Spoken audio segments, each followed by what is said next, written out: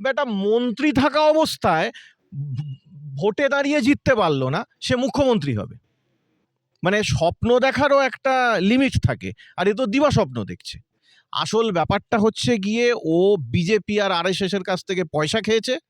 ও এই যে মুসলিমদের ভোটটা ভেঙে বিজেপি বা আরএসএস এর সুবিধে করে দিচ্ছে, নিজের ধর্মের নিজের জাতির প্রতি বিশ্বাসঘাতকতা করছে। সেদিন ঔরঙ্গজেব করেছিল বিশ্বাসঘাতকতা, আজকে এই হুমায়ুন কবির বিশ্বাসঘাতকতা করছে। বিজেপি আরএসএস এর হিন্দুত্ববাদী মৌলবাদের বিরুদ্ধে লড়াই করছি, ঠিক তেমনি আমরা কিন্তু এই হুমায়ুন কবিরদের মতো হনুমানদের ইসলামী মৌলবাদের বিরুদ্ধেও লড়াই করছি।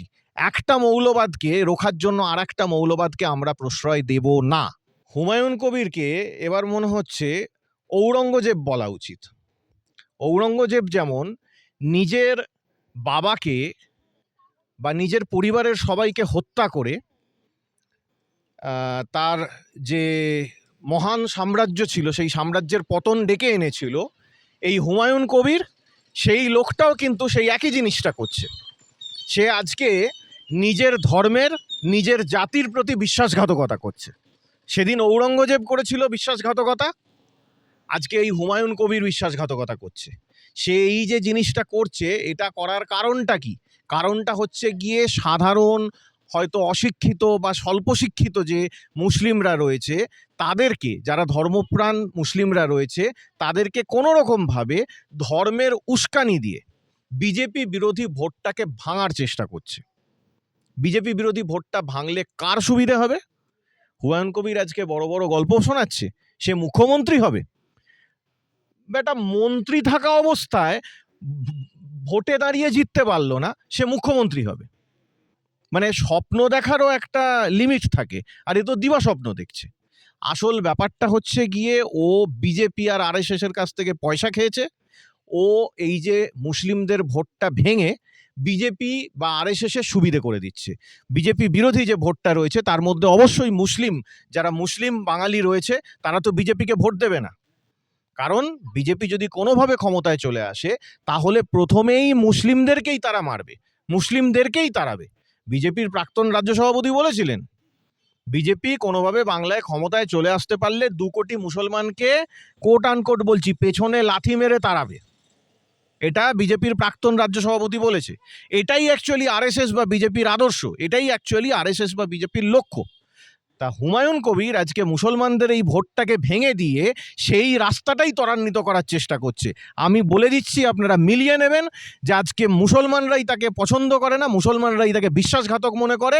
আর খুব তাড়াতাড়ি এমন দিন আসবে যে ওই হুমায়ুন কবির নিজের এলাকা, যে ও মুর্শিদাবাদেতে ও নিজের এলাকা ভরতপুর, সেখানেই ও ঢুকতে পারবে না, সেখানকার মুসলিমরাও ওকে তাড়া করবে।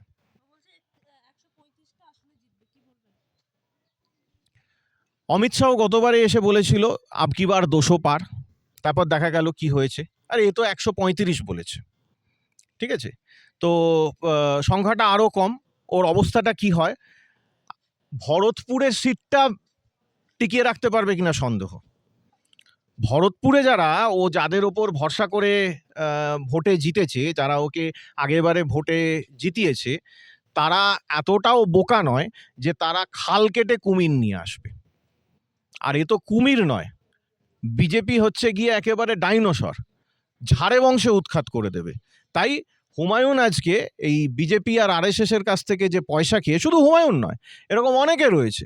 আমরা দেখেছি এআইএমআইএম, আসাদুদ্দিন ওয়াইসি, যেখানেই বিজেপি বিপদে পড়ছে সেখানেই যাচ্ছে, গিয়ে নিজের এক একটা শাখা খুলছে।